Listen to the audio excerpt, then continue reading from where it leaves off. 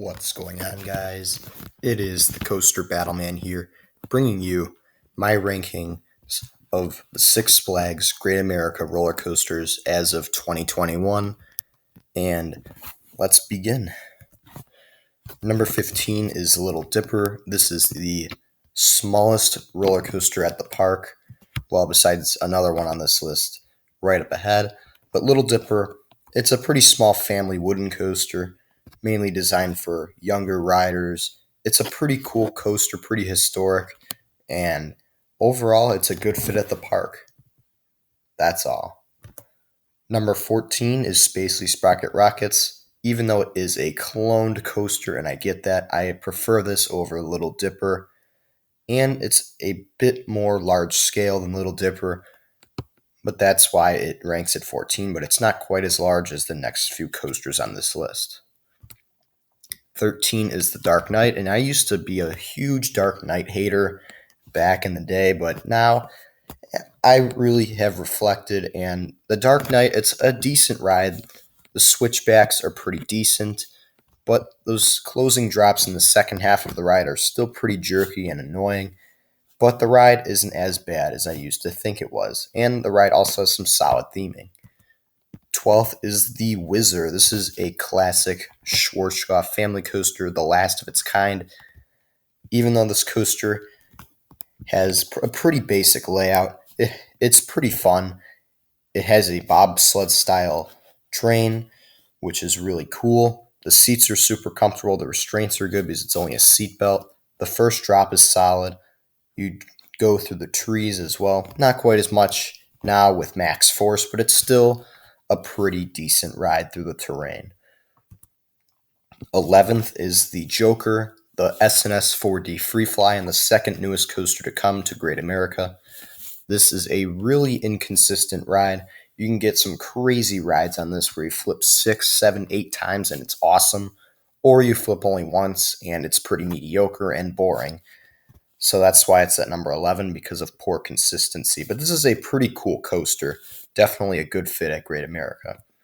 10th place is the Coney Island Cyclone Replica Viper. This is a very solid wooden coaster.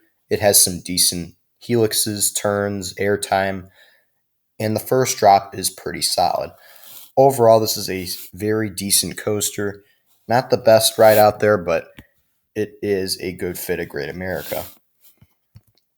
9th place is XFlight, and you might be wondering why it's so low on this list, because you know me as a big B&M fan, and I really enjoy their wing coasters, but unfortunately, XFlight is the weakest of the 3 wing coasters that I've ridden, and it has really developed a strong rattle in recent years, especially this year in 2021, and especially true on the outer seats in the farther back rows.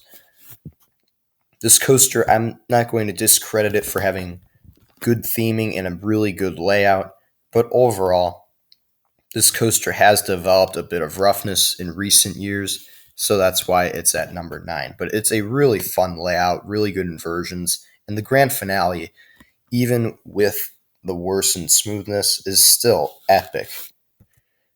8th place is the Demon, and this is a classic aero custom looping coaster. It has 2 pretty solid vertical loops, a good first drop. The double corkscrew is okay as well, especially now because I'm a taller rider. When I was a younger coaster enthusiast, I hated the double corkscrew and Demon, but not anymore. I really enjoy it now. And this is just a really solid, well-rounded, classic coaster. And I hope they don't remove this coaster for another few years, but it's inevitable, in my opinion, that the Demon will be removed by 2030.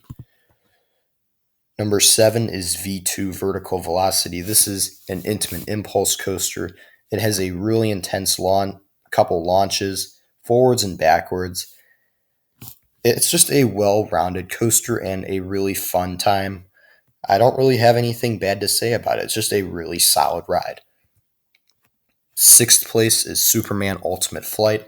This is a B&M flying coaster, and it's only one of the 2 B&M flyers that I've ridden. This ride has a very solid first drop and an insanely excellent pretzel loop, by far the best element on any coaster at Great America. But then after that, the rest of the ride just kind of meanders around the course in a bunch of standard overbank turns. And they're solid, but not the best.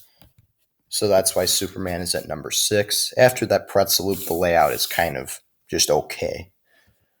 Number 5 is American Eagle. This is a classic dueling racing coaster, an excellent classic at Great America. 40th anniversary this year in 2021.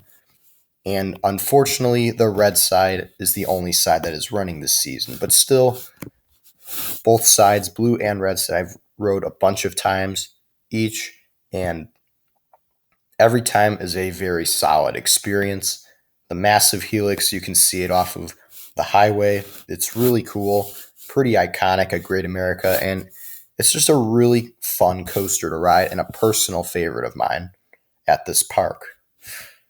4th is Batman the Ride, and this is an intense coaster. This ride has some crazy inversions, 2 very strongly intense vertical loops, 2 intense corkscrews, some crazy helix sections, along with that insane first drop and the 0G roll. Every element on Batman the Ride is very, very strong, but the only reason why I can't rank it any higher is because it is a clone, but that's all right. This is still an excellent coaster, and I wouldn't mind it if this was at literally every single park because it's that good of a ride. 3rd place is the massive RMC Woody Goliath. This ride has an excellent first drop, plenty of airtime, 2 excellent inversions, including a dive loop and a 0G stall. And the only weakness of this coaster, and I've been saying this for years, is the duration. Everything else on this coaster is flawless except for the duration. Number 2 is Max Force, and this is such a crazy coaster. The 0 to 78 mile per hour launch is absolutely insane. You accelerate so quickly, and every inversion on this coaster is excellent, and this is such a smooth ride.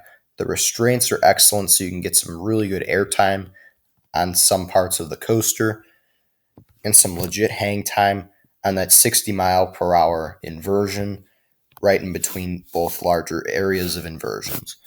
I love this coaster, and even though I've heard people say this coaster is just okay or a little bit better than I think it is, overall, it's an excellent fit at this park, and I really enjoy it.